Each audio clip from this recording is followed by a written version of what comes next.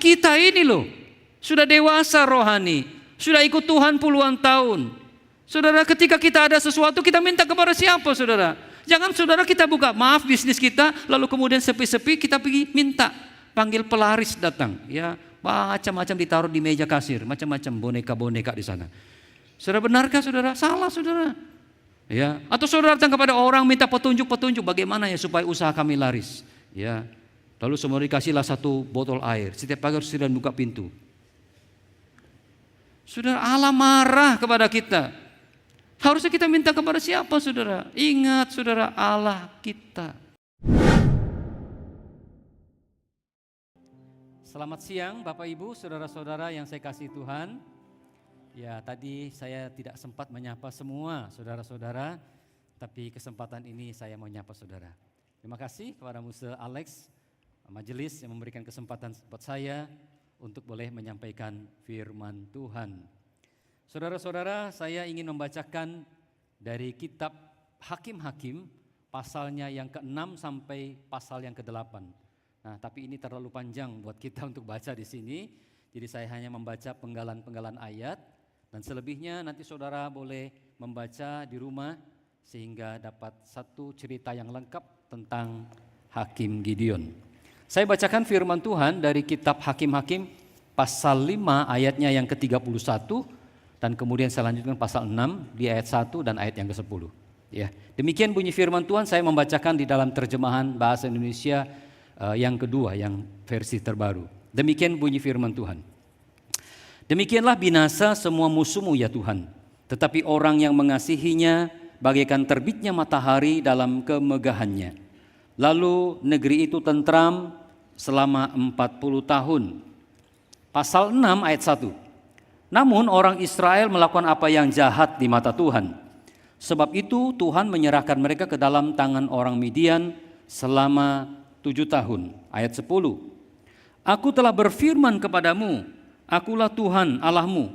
Jangan kamu menyembah ilah orang Amori yang negerinya kamu diami. Tetapi kamu tidak mendengarkan firmanku itu. Nah, saudara adalah orang yang berbahagia ketika membaca ini, mengaminkan dan mau melakukannya di dalam hidup sehari-hari. Bapak Ibu jemaat yang dikasihi Tuhan, saya bersuka cita berada di tengah-tengah saudara.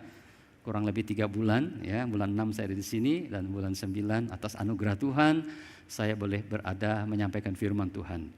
Bapak Ibu, saya hari ini ingat kembali ketika pertama kali saya menjadi hamba Tuhan. Ya, setelah studi selesai tahun 95, 98 saya kembali ke kota Makassar dan menjadi hamba Tuhan di gereja ini. Dan yang paling saya takuti adalah ketika harus berkunjung ke rumah sakit. Saya takut sekali kalau berkunjung ke rumah sakit. Kenapa saudara? Karena ada 2 hal. Hal yang pertama adalah saya tidak suka masuk berada di kamar pasien atau rumah sakit. Karena saya tidak suka cium bau obat. Ya, kalau saya berada di ruang itu cium bau obat saya langsung pusing, cepat-cepat saya keluar. Ya, tak tahan saya. Tapi sekarang syukur rumah sakit lebih mewah ya sekarang ya. Jadi kalau masuk rumah sakit baunya bukan lagi bau obat, tapi bau kopi lah, bau stroberi lah, nyaman sekali ya. Jadi orang betah ada di rumah sakit. Kalau hamba Tuhan berkunjungan juga betah. Makanya sekarang dibatasi jam kunjungan, ya, saking betahnya. Nah, tuh. Yang kedua adalah saudara, saya takut dengan alat ini. Nah ini saudara. Nah ini monitor ini. Ya, monitor ini biasa dipasang di tempat-tempat tertentu seperti ICU. Ya, nah kenapa saya takut saudara? Karena kalau saya masuk di ruang ICU itu sebagai seorang hamba Tuhan mau mendoakan, kalau orang sudah di sini kiranya sudah, aduh bagaimana ya? Apalagi kalau bunyi tut tut tut tut tut tut tut. Aduh, mau apa ini? Nah, kita tidak mengerti ini. Saya bukan sedang menakut-nakuti saudara, tapi saya sendiri takut saudara dengan alat ini. Yang kedua adalah takutnya karena saya tidak tahu baca itu apa ya. Ya tidak ngerti ini apa ini semua ini. Yang ku tahu hanya bunyi tut tut tut tut tut. Sudah, saya takut sekali. Saudara, ini salah satu alat yang memang biasa mendeteksi jantung, ya, juga bisa mendeteksi saturasi oksigen, bisa mengukur suhu panas badan, juga pernapasan kita. Ya. Nah, saudara, saya hanya melihat bagian atas yang warna hijau. Ya, biasanya saudara kalau kita perhatikan yang di atas itu adalah detak jantung, betul ya? Detak jantung. Nah, saudara ada detak 2 macam detak jantung di sini. Nah, saudara mau pilih yang mana? Ada yang naik turun begini. Ada yang naik turun tiba-tiba garis lurus gini. Saudara senang yang mana? Nah, ayo. Senang yang mana? Yang garis lurus atau yang begini-begini? Yang nomor 1 ya, iya. Yang begini-begini ya. Nah, kenapa enggak mau yang garis lurus? Ya. Nah, kalau garis lurus mah musuh, cepat kau datang musuh. Ya, kami datang sana mau bikin apa? Enggak bisa apa-apa juga kalau sudah garis lurus. Ya, artinya dia sudah pergi ke rumah Bapa di surga. Betul ya? Jadi kita senang yang begini ya. Tapi kadang-kadang kalau begini juga bahaya. Kalau sampai lebih kan detak jantung sekitar berapa ya? Sampai 100 lebih ke atas kan juga bahaya juga begitu ya. Nah, saudara, kalau kita berbicara tentang iman setia kepada Tuhan. Ketika kita berbicara tentang iman setia kepada Tuhan, kita suka yang mana? Yang naik turun begini atau yang naik turun lalu lurus? Nah, ayo bicara setia kepada Tuhan. Nah, tadi kalau jantung mau yang begini-begini. Nah, kalau yang iman setia mau yang mana? Yang kedua, ya pilih yang nomor 2. Naik turun lalu lurus gini. Yang lainnya nanti dengar pendeta kok terangkan apa itu. Bapak Ibu saudara kasih dalam Tuhan, kalau kita berbicara tentang iman setia kepada Tuhan, iman setia kepada Tuhan, iman setia yang garis lurus, itu kira-kira gambarannya seperti ini. Ketika kita percaya kepada Tuhan, kita itu semangatnya bukan main. Wah, berapi-api ya, seperti jemaat Efesus, jemaat mula-mula. Ya, Tuhan mengatakan, kamu punya kasih mula-mula itu sudah dingin. Ya, pertama aja kamu semangat. Begitu ya, kalau kita percaya kepada Tuhan pertama kali, semangatnya minta ampun. Ya, pokoknya ada kegiatan gereja hadir, dikasih panitia mau. Ya, ikut kebaktian doa ada 4 kali, saya ikut 4. Ada kebaktian 5 kali, saya ikut 5 kali. Apa saja saya mau. Ya, tapi lama-lama ibadah doa menjadi 2 kali, 4 kali jadi 2 kali. Ibadah yang 5 kali menjadi 2 kali. Baca Alkitab, dulu bisa baca 3 pasal, sekarang baca 1 ayat. Berdoa di rumah, dulu bisa bertahan berdoa sampai 10-20 menit, sekarang tinggal 5 menit. Wah, itu mau makan, mau tidur. Ayo. Akhirnya apa saudara? Garis lurus, naik lurus, lama-lama. Saudara, apa yang lama-lamanya? Lama-lama mati. Ya. Tidak ada berdampak apa-apa. Gereja lagi. Mau dengar khotbah lagi. Ya, sudah tidak ada gairah lagi, saudara. Tidak seperti dulu lagi, semangat kita tidak seperti dulu lagi, datar dan akhirnya mati. Saudara, yang kedua adalah iman yang naik turun. Iman setia kepada Tuhan yang naik turun. Seperti apa itu saudara? Wah, awal percaya bukan main, setia dan beriman kepada Tuhan. Pokok-pokoknya ayat Alkitab. Amin. Bagaimana saudara-saudara? Amin. Apapun pokoknya amin saja. Ya, percaya beriman. Ya, apa-apa semuanya diamini. Ya, bukan main. Pokoknya Alkitab dibaca, ngomongnya ayat-ayat Alkitab. Waduh, kalau ngomong tuh jangan kamu begitu ya. Firman Tuhan bilang begini. Jadi orang bilang ini orang-orang suci akhir zaman ini. Ya, semua ayat Alkitab. Bukan main semangatnya. Tapi ketika mereka sudah menikmati kehidupan dengan nyaman, usaha berjalan dengan baik, ya, keluarga aman-aman, anak cucu semuanya baik-baik saja, kesehatan baik-baik saja, ya, saudara, mulai dia lupa sama Tuhan. Ya, tidak ingat lagi Tuhan. Tapi ketika dia berada dalam suatu pergumulan, persoalan, dia mencari Tuhan. Tapi ketika dia sudah aman-aman, lalu kemudian dia lupa Tuhan. Usaha berjalan baik, sudah mulai lupa sama Tuhan. Seolah-olah semua itu datangnya dari saya, dari kepintaran saya. Ya, semua dari saya, lupa sama Tuhan. Dan kemudian ada masalah sedikit. Mulai tubuh sedikit ada mauping. Cokot-cokot, ya apa sih kok nyut ini ya? Apa ya? Tuhan, kenapa perutku ini kok cekot-cekot di sini? Ya, kenapa Tuhan? Padahal dia terlalu banyak makan tadi malam. Ya, kenapa kepalaku mulai cekot-cekot Tuhan? Ya, padahal dia terlalu banyak makan daging kemarin. Mulai cari Tuhan. Ketika ada pergumulan, ada permasalahan, ada tantangan kehidupan, kembali mengingat Tuhan. Dan kemudian mulai kembali membaca Alkitab, boleh berdoa. Tapi setelah semuanya aman-aman, lupa lagi Tuhan. Nah itulah yang namanya iman naik turun. Ya, harusnya iman kita apa? Terus, naik terus, terbang seperti burung Raja Wali. Tetapi saudara, kadangkala kita naik turun seperti ini. Saudara, itulah keadaan kita. Itulah perjalanan iman kebanyakan orang, anak-anak Tuhan. Saudara, tidak menutup kemungkinan juga itu terjadi dengan orang-orang Israel pada zaman hakim-hakim. Saudara, kalau kita membaca dengan baik perjalanan iman, kesetiaan, kasih orang Israel kepada Tuhan di zaman hakim-hakim seperti itu, naik turun. Ya, saudara, ketika mereka menghadapi tantangan, mereka berdoa kepada Tuhan, Tuhan kasihkan jalan keluar, amanlah. Ya, lalu kemudian mereka melupakan Tuhan. Alkitab mengatakan Allah memberikan keamanan kepada mereka selama 40 tahun di dalam Hakim-Hakim 5 ayat 31. Tetapi baru saja kita melihat di dalam pasal 6 ayat 1 apa yang terjadi di sana, saudara. Tetapi orang Israel melakukan apa yang jahat di mata Tuhan, sebab itu Tuhan mendatangkan hukuman atas mereka. Berubah setia, beralih iman di tengah-tengah mereka sedang mapan-mapannya. Saudara, betapa banyaknya anak-anak Tuhan, orang-orang percaya seperti demikian. Ketika mereka sedang berada di puncak-puncak kehidupannya, saudara, mereka mulai melupakan Tuhan. Itulah realita kehidupan manusia. Dan Alkitab mencatat demikian. Saudara, itulah sebabnya saudara, Allah berfirman kembali kepada mereka di dalam pasal 6 ayat 10. Dan aku telah berfirman kepadamu, akulah Tuhan Allahmu, maka janganlah kamu menyembah Allah orang Amori yang negerinya kamu diami, tetapi kamu tidak mendengarkan firmanku. Saudara, akibatnya apa, saudara? Akibatnya Tuhan terpaksa harus mendatangkan satu hukuman kepada mereka. Karena mereka mulai tidak lagi setia kepada Tuhan. Kenapa, saudara?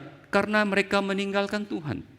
Kenapa, saudara? Karena mereka tidak lagi memandang Tuhan sebagai penguasa atas kehidupan mereka.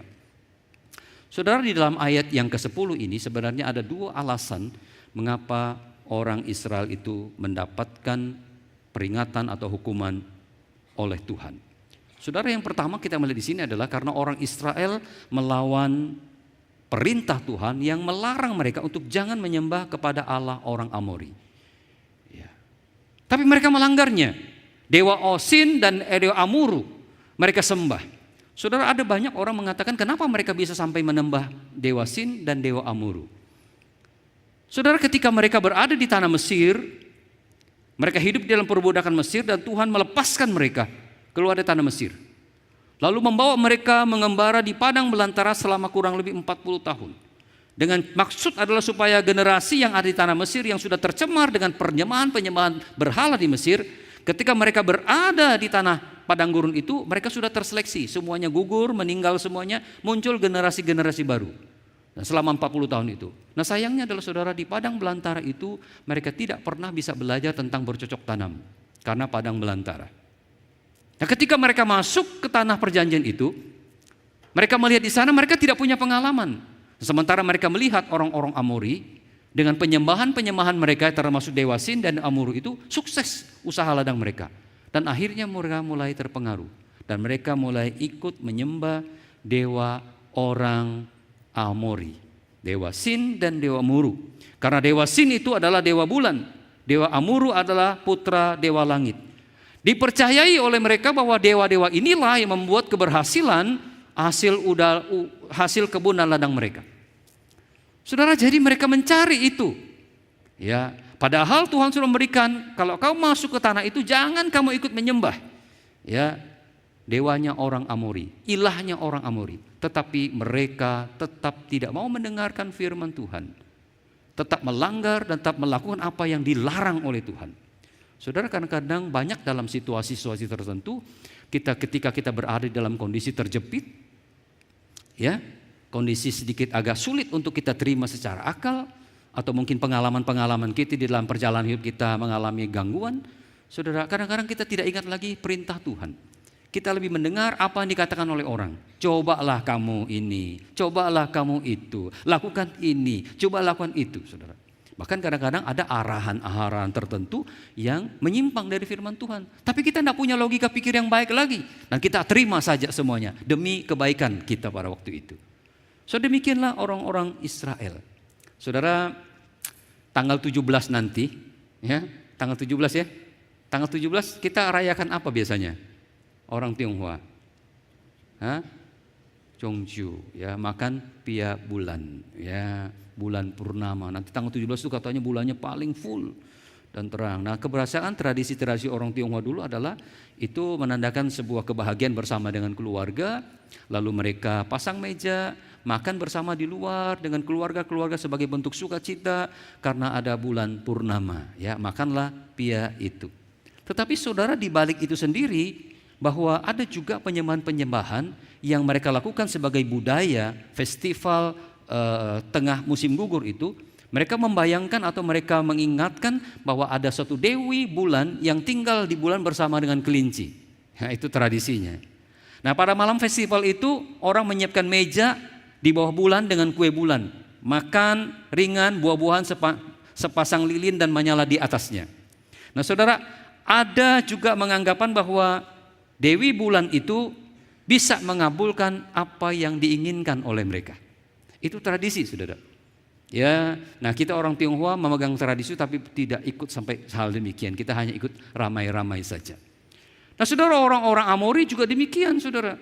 Ikut menyembah dewa atau dewi bulan itu dengan harapan bahwa usaha ladang mereka bisa berhasil dengan baik. Itulah sebabnya Tuhan murka kepada mereka dan Tuhan sudah memperingatkan mereka untuk tidak lakukan itu. Tapi mereka tetap lakukan itu. Ganjarannya Allah mendatangkan hukuman atas mereka. Yang kedua, alasan yang kedua adalah bahwa mereka menolak Tuhan sebagai pemilik yang sah atas kehidupan mereka. Saudara, di dalam pasal yang ke-6 ayat 10 bagian A mengatakan, dan aku telah berfirman kepadamu, akulah Tuhan Allahmu. Saudara, kalimat akulah Tuhan Allahmu ini mempunyai satu kekuatan bahwa ingin memproklamasikan, ingin memberitahukan kepada umat Israel bahwa dia adalah pemilik yang sah. Kenapa, saudara? Kalau kita membaca dalam kitab Keluaran pasal 6 ayat 6 berkata demikian. Aku akan mengangkat kamu menjadi umatku dan aku akan menjadi Allahmu supaya kamu mengetahui bahwa akulah Tuhan Allahmu yang membebaskan kamu dari kerja paksa di Mesir. Jadi saudara, ada alasan Tuhan yang meminta orang Israel untuk menghargai dia sebagai pemilik yang sah. Karena dia sudah membawa orang Israel keluar dari tanah Mesir, dari perbudakan itu, menebus mereka menjadi miliknya atau membeli mereka menjadi miliknya, dan itu sekarang mereka harus hormat kepada dia. Kenapa, saudara? Karena dia sudah ditebus, sudah dibeli oleh Tuhan dari perbudakan, membebaskan mereka. Jadi sebenarnya, saudara, diingatkan kembali kepada orang Israel bahwa tidak ada alasan kamu untuk pindah ke lain hati. Ya, saudara, tidak ada alasan kamu untuk pindah ke orang lain, pindah kepada Allah lain, sebab kamu telah dibeli. Ya, kamu telah dibawa keluar dari rumah perbudakan itu, dan sekarang akulah pemilik kamu. Tetapi saudara yang kasih dalam Tuhan, orang-orang Israel berubah setia. Mereka tidak mengakui Tuhan sebagai pemilik mereka. Mereka beralih hati kepada dewa-dewanya orang Amori. Saudara, kita harus ingat baik-baik bahwa Tuhan itu adalah Allah yang cemburu. Ia tidak rela umatnya yang telah mendapat hak istimewa berkat perhatian, perlakuan khusus itu berpaling daripada dia. Jangan membuat patung yang menyerupai apapun. Jangan sujud menyembah kepadanya atau beribadah kepadanya, sebab aku Tuhan Allahmu adalah Allah yang cemburu. Saudara, pantas, wajar kalau Allah itu cemburu. Kenapa, saudara? Karena dia sudah membeli umat Israel itu. Dan kini mereka berpaling, dia tentu marah, saudara. Ya, saudara, kalau kita berbicara tentang cemburu, saudara, Tuhan tidak malu disebut sebagai Allah yang cemburu. Ya, mungkin saudara kita merasa malu kalau bilang, ih cemburunya ini bapak, ih cemburunya suaminya orang ini, ya cemburunya saudara itu, kita merasa malu. Tapi Tuhan tidak merasa malu. Kenapa, saudara? Karena dia telah menebus, membeli umat Israel. Bahkan dia mengatakan bahwa bagaimana dia disebut sebagai Allah yang cemburu. Itulah sebabnya saudara-saudara yang kasih dalam Tuhan, ibadah, pujian, penyembahan, hormat adalah milik Tuhan. Oleh karena itu Tuhan patut mendapatkan semuanya itu. Allah cemburu karena apa yang menjadi miliknya diambil dan diberikan kepada patung atau sesembahan yang lain. Itulah sebabnya dia marah dan dia menjadi cemburu.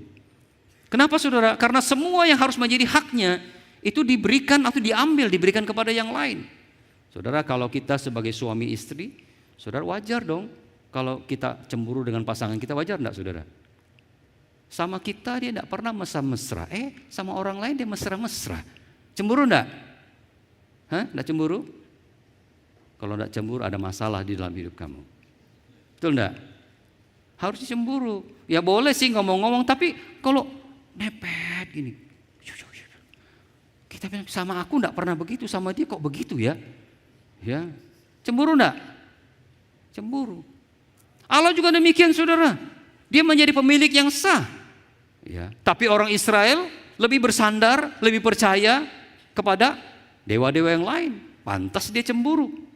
Kenapa saudara? Karena ibadah, pujian, penyembahan, hormat itu milik Tuhan, harus dikembalikan kepada Tuhan. Ketika dikembalikan kepada yang lain, muncullah kecemburuan Allah. Itulah sebabnya saudara, kalau kita baca di dalam kitab Keluaran pasal 34 ayat 11 berkata demikian. Sebab janganlah engkau sujud menyembah kepada Allah lain, karena Tuhan yang namanya cemburu adalah Allah yang cemburu. Sudah lihat. Dalam terjemahan yang lain mengatakan sebab Tuhan yang namanya pencemburu adalah Allah yang cemburu. Sekali lagi, Tuhan tidak malu disebut sebagai Allah yang cemburu atau sebagai pencemburu, tidak malu saudara. Karena sangat wajar sekali, karena dia sudah memiliki umat Allah. Ya, wajar sekali kalau dia yang sudah memiliki itu, umatnya itu berpaling kepada yang lain. Saudara-saudara yang kasih dalam Tuhan, itulah sebabnya kalau kita baca di dalam Hakim-Hakim pasal 6 ayat 1b, berkata demikian, sebab itu Tuhan menyerahkan mereka ke dalam tangan orang Midian 7 tahun lamanya. Karena Allah yang pencemburu itu, umat Allah itu sudah berpaling daripada dia, menyembah kepada Allah lain dan tidak menghargai dia sebagai pemilik yang sah, maka Allah itu bangkit kecemburuannya. Setelah bangkit kecemburuannya, dia melakukan satu tindakan. Apa? Dia mendatangkan hukuman atas orang Israel dengan di bawah penindasan Midian selama 7 tahun. Saudara-saudara, jangan sampai 7 tahun ya, kalau saudara sudah mendapatkan peringatan dari Tuhan.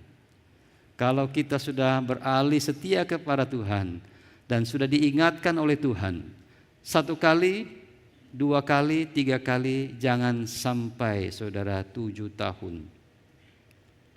Ya, Tuhan mendatangkan peringatan hukuman sampai 7 tahun. Cepat harus kembali kepada Tuhan. Saudara kasih dalam, apa bentuk hukuman yang Tuhan izinkan Tuhan umat Israel alami? Kalau kita membaca di dalam pasal 6 ayat 3 sampai 6, di sana bahwa orang-orang Midian itu berbuat kejam kepada orang-orang Israel. Dia memusnahkan hasil tanahnya.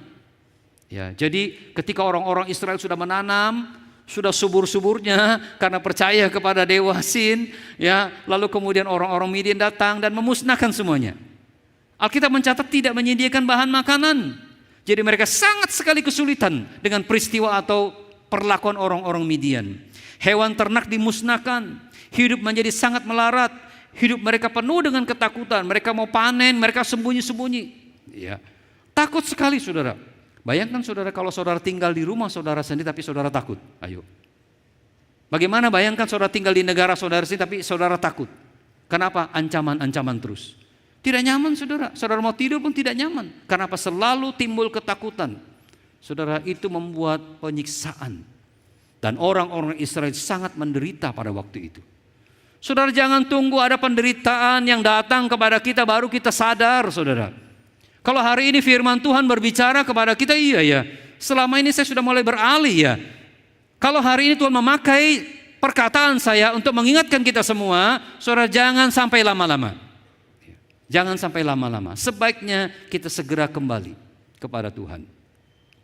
Kalau kita mencoba untuk meninggalkan Tuhan, kalau hari ini firman Tuhan berbicara kepada kita, jangan sampai lama-lama. Cepat kembali kepada Tuhan.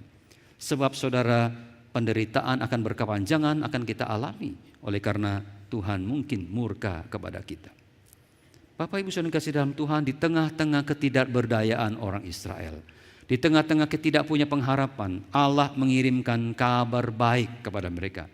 Saudara, kita selalu ingat di tengah-tengah kesusahan, pergumulan, penderitaan kita, jangan cepat putus asa, selalu ada kabar baik untuk kita. Tuhan selalu memberikan sesuatu yang baik untuk kita bisa kembali kepada Tuhan. Alkitab mencatat bahwa Tuhan menunjukkan kasih setianya. Ketika orang-orang Israel berseru kepada Tuhan, meminta kepada Tuhan, menceritakan tentang penderitaannya. Walaupun Tuhan sudah sakit hati, dia sudah menjadi pencemburu, tetapi dia ingat bahwa ini adalah umatku, umat ketebusanku, dan tidak mungkin aku biarkan dia. Dan Tuhan mendengarkan teriakan orang-orang Israel. Saudara, ingatlah bahwa Tuhan mendengarkan seruan kita. Ingatlah Tuhan mendengarkan teriakan kita. Saudara, jangan putus asa. Kalau ada persoalan penderitaan pergumulan hidup, ingatlah Tuhan mendengarkan teriakan kita. Dengan belas kasihan dia akan menyambangi kita, menyapa kita. Dengan kemurahan dia membukakan pintu anugerah buat kita, dan orang Israel mengalami itu. Kemudian Tuhan mengutus seorang nabi untuk mengingatkan apa yang telah orang Israel lakukan. Ingat, kamu sudah seperti ini. Kamu sudah menyimpang seperti ini. Ada yang mengingatkan kepada mereka. Saudara, kalau hari ini firman Tuhan mengingatkan kepada saudara, anggaplah ini sebagai suara yang Tuhan sudah lontarkan kepada saudara untuk saudara kembali kepada Tuhan. Saudara, Tuhan mengingatkan kepada mereka siapakah dia terhadap orang Israel. Bahwa dia adalah Tuhan yang menjadi pemilik. Tuhan ingatkan kembali orang Israel. Dan pada akhirnya Tuhan mengutus seorang yang bernama Gideon untuk membebaskan umat Allah. Siapa Gideon? Alkitab mencatat dia adalah seorang yang sederhana. Ya, dari keluarga yang menyembah berhala, bapaknya punya berhala-berhala. Tuhan datang kepada Gideon, dia mengatakan, engkau adalah pahlawan yang gagah perkasa, segera engkau bebaskan umat Israel. Gideon merasakan, siapa aku ini Tuhan? Aku ini dari suku yang kecil, keluarga yang kecil, tidak mungkin. Tapi Tuhan mengatakan, aku menyertai engkau, ayo pergi lepaskan umat Israel. Saudara, kita melihat di tengah-tengah ketidakberdayaan umat Allah, mereka berseru kepada Allah. Allah menurunkan anugerahnya, mengirimkan seorang nabi untuk mengingatkan. Lalu kemudian mengingatkan siapa Allah yang mereka percaya itu, dan mengutus seorang hakim untuk membebaskan mereka. Sekalipun di pemandangan dia adalah orang kecil yang tidak berdaya, tetapi di backup oleh Allah yang maha kuasa itu untuk membebaskan orang Israel dari orang-orang Midian yang kejam itu. Saudara yang kasih dalam Tuhan, di tengah-tengah di dalam pergumulan hidup kita, sekalipun besar pergumulan kita, jangan beralih kepada yang lain. Tetap setia kepada Tuhan. Walaupun kita tidak berdaya, ada kuasa Tuhan yang memberikan kita kemampuan untuk menghadapi pergumulan hidup kita. Selalu ada anugerah yang daripada Tuhan, asal kita mau kembali kepada Tuhan. Bapak Ibu sudah kasih dalam Tuhan, di dalam perjalanan kehidupan umat Israel, kita melihat setelah Gideon muncul keadaan yang sama, percaya, tidak percaya, percaya, kita tidak percaya, tapi Tuhan tetap mengirimkan kasih karunia-Nya. Tuhan tetap mengutus nabi-nabinya untuk mengingatkan Israel, mengingatkan dosa-dosa mereka. Di zaman raja-raja misalnya saudara, banyak nabi-nabi diutus oleh Tuhan bukan? Untuk mengingatkan umat Israel supaya mereka kembali kepada Tuhan. Banyak saudara, banyak orang-orang dipakai Tuhan untuk mengingatkan mereka. Dan Tuhan terus mengutus pembebas-pembebas bagi orang-orang Israel. Ada imam, ada raja, selalu ada pembebas-pembebas. Ketika mereka tidak berdaya, Tuhan mengutus orang-orang untuk menjadi pembebas bagi mereka. Dan puncaknya adalah dia mengutus Yesus Kristus untuk membebaskan manusia dari kuasa dosa. Orang-orang Israel terbelenggu dengan perbudakan bangsa-bangsa yang lain oleh karena mereka berdosa. Tuhan mengutus hakim-hakim, mengutus nabi-nabi, mengutus raja-raja, tetapi tidak bisa membebaskan sepenuhnya. Kenapa saudara? Dia hanya bisa membebaskan mereka dari penderitaan secara fisik. Akarnya tidak bisa. Apa itu dosa yang membuat mereka demikian? Tetapi Allah yang penuh dengan kasih karunia, sepanjang kehidupan umat Allah selalu ada kasih karunia. Sepanjang kehidupan anak-anak Tuhan selalu ada kasih karunia yang selalu Tuhan berikan kepada kita. Kita tidak berdaya, tetapi dia mengutus Yesus Kristus untuk membebaskan kita dari akar permasalahannya, itu dosa. Di atas kayu salib Yesus telah menyerahkan seluruh kehidupannya untuk membebaskan kita dari belenggu dosa, tidak lagi terbudak dengan dosa. Itulah pekerjaan atau datangan Yesus dalam dunia ini. Kalau kita membaca referensi ayat-ayat di Perjanjian Baru, di Matius misalnya, dia akan diberi nama Yesus karena dia yang membebaskan manusia daripada dosanya. Yesuslah yang menyelesaikan semuanya saudara. Ya, akar permasalahan yang membelenggu kehidupan manusia. Yesus datang untuk membebaskan kita. Kita bersyukur kepada Tuhan. Anugerah yang besar Tuhan berikan kepada saudara dan saya untuk kita bisa terbebas daripada dosa-dosa kita. Saya membacakan satu bagian firman Tuhan dari kitab Roma, pasalnya yang kelima. Roma pasalnya yang kelima, ayatnya yang ke-8 sampai 10 berkata demikian. Namun Allah menunjukkan kasih-Nya kepada kita dalam hal ini ketika kita masih berdosa. Kristus telah mati untuk kita. Terlebih lagi karena kita sekarang telah dibenarkan oleh darah-Nya, kita pasti akan diselamatkan melalui Dia dari murka Allah. Sebab jikalau kita ketika kita masih seteru diperdamaikan dengan Allah melalui kematian anaknya, terlebih lagi kita yang sekarang telah diperdamaikan pasti akan diselamatkan oleh hidupnya. Alkitab memberikan suatu jaminan kepada kita. Karena Kristus kita mengalami anugerah keselamatan, bebas daripada belenggu dosa. Itulah anugerah Allah.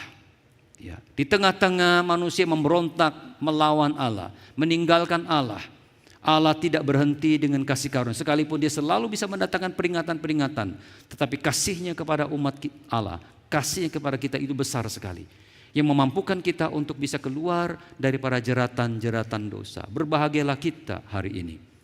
Bapak Ibu saudara yang kasih dalam Tuhan, lalu sebagai orang-orang percaya kepada Tuhan saat ini, apa yang bisa kita lakukan? Tolong bisa slide saya. Apa yang harus kita lakukan? Kalau kita adalah orang-orang yang sudah ditebus oleh Tuhan, ya, apa yang kita bisa lakukan hari ini? Yang pertama adalah jangan ada Allah lain di hadapan Tuhan. Jangan pelihara Allah lain di hadapan Tuhan. Itu menjadi kemurkaan Tuhan. Ingat, Allah kita adalah cemburu. Dia tidak mau kita menyembah kepada yang lain. Karena kita sudah ditebus, darahnya sudah menebus kita dengan lunas. Kita menjadi milik Allah. Dia tidak mau ada penyimpangan dari penyembahan. Segala pujian, hormat, penyembahan, semuanya harus ditujukan kepada Tuhan. Egois enggak Tuhan? Tidak. Wajar, karena Dia telah membeli kita dengan darah yang mahal. Saudara, janganlah kita berpaling dari Allah atau menyembah kepada ilah-ilah lain. Saudara, saya ingat cerita waktu saya masih kecil, saya datang kepada papa saya. Saya orang Kuangtung ya. Jadi, Pak, saya meminta sepeda, Pak. Papa saya bilang begini, oh kalau kau minta sepeda, pergi kau minta sama kau punya angin. Ya, papa saya punya mama. Di mana? Di kuburan. Jadi tunggulah waktu Qingming, Chungmeng.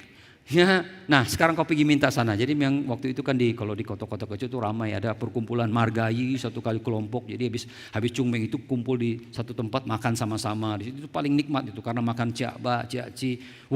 Ya di rumah kurang makan tapi di sana pasti makannya banyak. Nah jadi saya datanglah ke kuburan nenek saya, pergi Qingming itu ya, pergi sekar bunga begitu ya.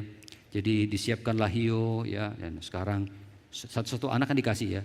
Sembayang taruh. Jadi kena giliran saya bawa hiu. Lalu kemudian saya, angin, saya mau minta sepeda. Nah, lalu tancaplah, pergi. Wah, senang ya bisa minta sepeda ya. Kalau saudara minta apa, minta kepada siapa? Ayo, kalau saudara minta usaha saudara diberkati, saudara minta kepada siapa?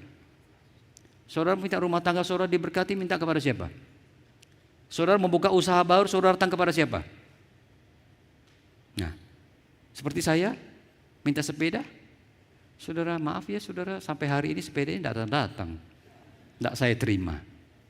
Karena saya tidak bisa dong minta kepada orang yang sudah meninggal, yang tidak bisa berbuat apa-apa, yang tidak bisa menolong dia sendiri pun tidak bisa ditolong. Bagaimana cara saya minta? Tapi saya tidak ngerti karena saya masih kecil, anak-anak minta aja, betul enggak? Wajar aja saudara. Tapi kita ini loh, sudah dewasa rohani, sudah ikut Tuhan puluhan tahun. Saudara, ketika kita ada sesuatu, kita minta kepada siapa saudara? Jangan saudara kita buka, maaf bisnis kita, lalu kemudian sepi-sepi kita pergi minta. Panggil pelaris datang, ya macam-macam ditaruh di meja kasir, macam-macam boneka-boneka di sana.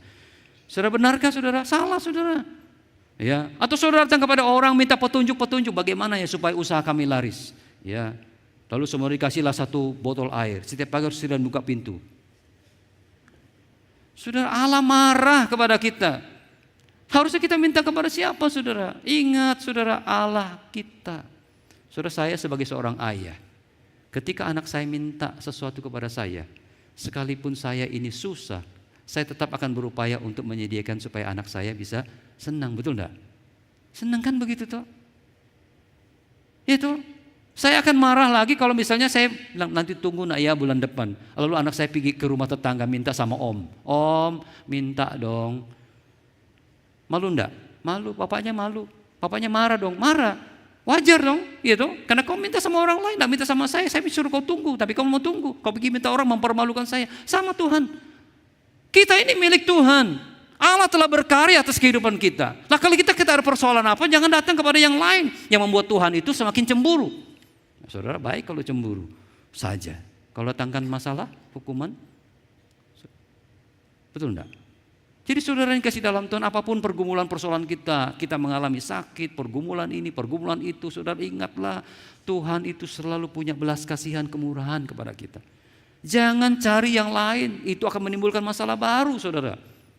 Jangan cari yang lain, carilah Allah yang telah menebus kita. Percayalah saudara, Tuhan pasti akan bukakan jalan buat kita. Kapan? Waktu Tuhan adalah waktu yang paling baik. Waktu kita itu tidak baik saudara. Kita tidak tahu yang mana waktu yang baik, tapi Tuhan punya waktu yang baik. Yang kedua adalah saudara, jaga iman setia kita kepada Tuhan. Jangan gampang beralih saudara.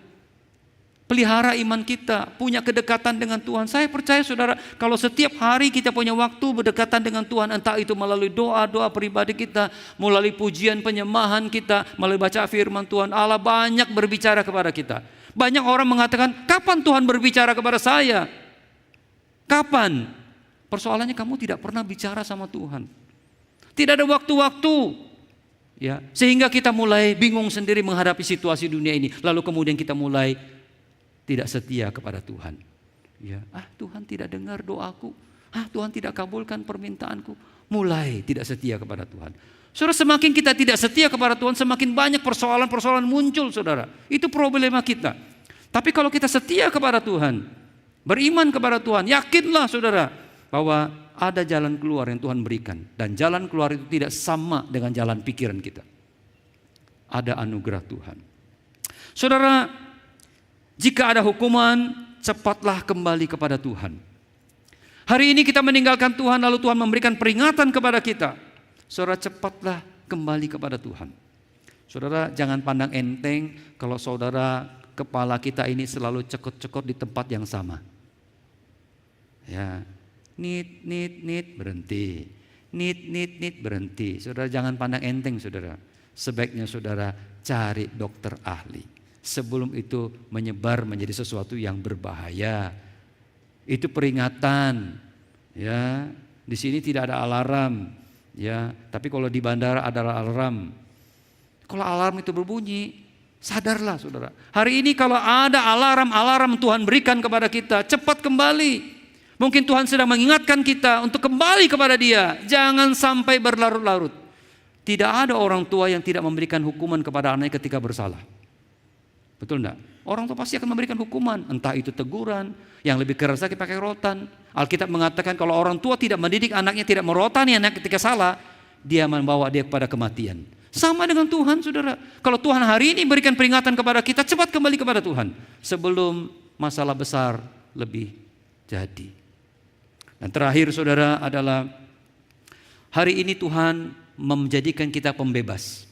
Kita bisa menjadi Gideon kecil, sekalipun Gideon itu kecil, tapi Allah membackup dia dan mampu melepaskan dari cengkeraman orang-orang Midian. Hari ini saudara, ada begitu banyak orang-orang di sekitar kita, mulai dari lingkungan kita, keluarga kita, orang-orang yang belum dibebaskan. Tuhan pakai kita ya untuk membebaskan mereka, menjadi Gideon kecil untuk melepaskan mereka dari belenggu-belenggu itu. Saudara jangan khawatir, saudara, Allah akan membackup kita, memberikan kita kemampuan, kesanggupan untuk membantu orang-orang lain bebas daripada belenggu dosa mereka, mulai daripada keluarga kita. Saudara yang kasih dalam Tuhan, hari ini Tuhan memakai saudara dan saya untuk menjadi pembebas. Dan Tuhan akan memperlengkapi kita seperti Tuhan memperlengkapi Gideon. Jangan kecil hati, Allah kita adalah Allah yang maha kuasa. Saudara, saya ingat tahun 83 saya datang ke kota Makassar. Jadi kira-kira 41 tahun yang lalu saya datang ke kota Makassar. Bulan Mei, lalu kemudian 3 bulan kemudian waktu itu saya pergi ke GKI ibadah. karena saya tinggal di Bulu Gading.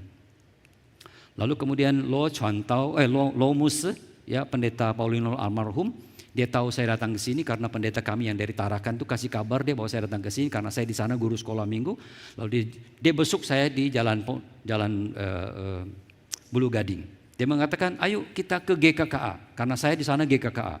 Ya, dia datang, oke, saya pergi GKKA ke sini. Pertama kali saya masuk ke GKKA di sini itu tahun 83 bulan Agustus. Masuk ke gereja ini, gerejanya masih gereja tua. Ya, mimbarnya di sono. Ya kan, masuk dari sini kan jalan Irian, jalan Banda sana mimbarnya. Saya masuk itu saya senang sekali ada tulisan Sancti Aise, dan waktu saya tidak tahu baca. Saya bersyukur sekali para majelis sudah pasang kembali huruf ini. Ya, hatiku sangat senang sekali. Tulisan ini dipasang kembali. Ya, setelah renovasi dipasang kembali. Terima kasih ya untuk majelis saya pasangnya. Hatiku sangat senang sekali. Karena aku lihat ini, aku ingat yang lalu. Ya, begitu masuk lihat itu, wah hatiku senang sekali. Walaupun saya tidak mengerti pada waktu itu apa artinya ini. Tetapi lama-lama saudara akhirnya sering dikhotbahkan diberitahu ini Sancti Aiseden. Ya, apa itu artinya Sancti Aiseden? Oh, bu tahu. Putung apa ai? Allah mengasihi. Itu kira-kira diambil dari kitab Yohanes 3 ayat 16. Karena begitu besar kasih Allah akan dunia ini sehingga mengaruniakan anak yang tunggal supaya setiap orang yang percaya kepadanya tidak binasa melainkan beroleh hidup yang kekal. Ini ditanamkan di gereja ini saudara. Panggilan gereja ini jelas, yaitu untuk menyelamatkan manusia, memberitakan Injil Tuhan, jangan beralih. Ingat ini panggilan gereja ini di sini, yaitu untuk menjangkau orang-orang lain. Sancti Aiseden. Saudara, ini diingatkan kembali, dipasang kembali, diingatkan kembali saudara. Bahwa kita dipanggil untuk apa? Menjadi pembebas-pembebas karena kita sudah dibebaskan. Jangan lupa itu saudara, jangan egois saudara. Banyak orang-orang memerlukan pembebasan. Saudara, bolehkah kita baca sama-sama Sancti Aiseden? Yang tahu bahasa Mandarin baca, yang tidak tahu ingat saja kalimat Sancti Aiseden. Ya, yang tidak bisa bicara ya enggak apa-apa. Bisa? Bisa semua ya? Ya, 1, 2, 3. Artinya Tuhan mengasihi manusia di dunia ini. Panggilan saudara saya adalah untuk menyatakan kasih itu membebaskan mereka dari belenggu dosa. Siapa yang memberikan kita kemampuan? Sancti yang memberikan kita kemampuan. Siapa yang akan mendampingi kita? Roh Kudus yang akan mendampingi kita. Asal kita membuka mulut, Roh Kudus akan bekerja. Dia akan memampukan kita.